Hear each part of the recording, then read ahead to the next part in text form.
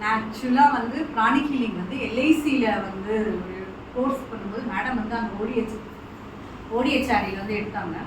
அப்போ நான் வந்து ப்ராணிக் ஹீலிங் கண்டிப்பாக கற்றுக்கணும் அப்படிங்கிற எனக்குள்ளே ஒரு இன்ட்யூஷன், கண்டிப்பாக நம்ம போகணும், இது போனால் என் ஃபேமிலி மெம்பர்ஸ் எல்லாருக்கும் நல்லா வரும். எனக்கு மெயினாக சோஷியல் சர்வீஸ் பண்ணணும்னு ரொம்ப இன்ட்ரெஸ்ட். ஸோ அந்த சோஷியல் சர்வீஸ் பண்ணி என்னென்ன பிரச்சனை எமோஷனலாகவும் மென்டலாகவும் ஸ்கில்லாகவும் எல்லாருக்கும் பிரச்சனைக்கு வந்து ஒரே வழி ப்ராணிக் ஹீலிங் தான் அப்படிங்கிறது தெரியும். ஸோ நான் வந்து ஃபஸ்ட்டு மேடம் எப்போல்லாம் சென்டர் எங்கே ஓப்பன் பண்ணுவாங்களான்னு பார்த்தேன். கரெக்டாக நங்கநல்லூரில் ஓப்பன் பண்ணாங்க. ஸோ ஃபஸ்ட் பேட்ச்சில் நான் வந்து ஜாயின் பண்ணிவிட்டு பேசிக் அட்வான்ஸு சைக்கோதெரப்பி சோல் எல்லாமே நான் முடித்தேன். இன்னொன்று இது வரும்போதே மேடம் சொல்லுவாங்க, இன்வோகேஷன் பண்ணுங்கள், பண்ணால் நீங்கள் என்ன நினைக்கணுமோ அதை நீங்கள் பண்ணிங்கன்னா கண்டிப்பாக நடக்குங்க.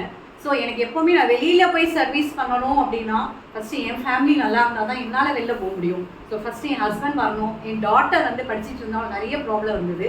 ஸோ அவளுக்கும் வந்து நல்லா வரணும் அப்படிங்கிறதுக்காக மேடம்கிட்ட ஹீலிங்கே விட்டு இன்வோகேஷன் ப்ரேயர் பண்ணதால் எனக்கு என் ஃபேமிலி மெம்பர்ஸ் எல்லோரும் வந்திருக்காங்க. ஸோ அதுவே வந்து எனக்கு ஒரு நல்ல ஒரு பாசிட்டிவ் அப்ரோச்சு.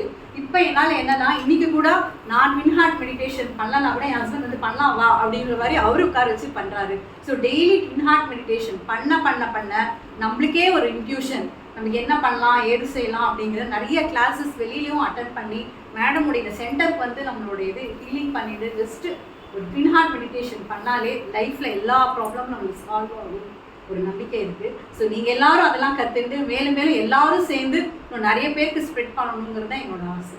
குருவோட ஆசை. தேங்க்யூ.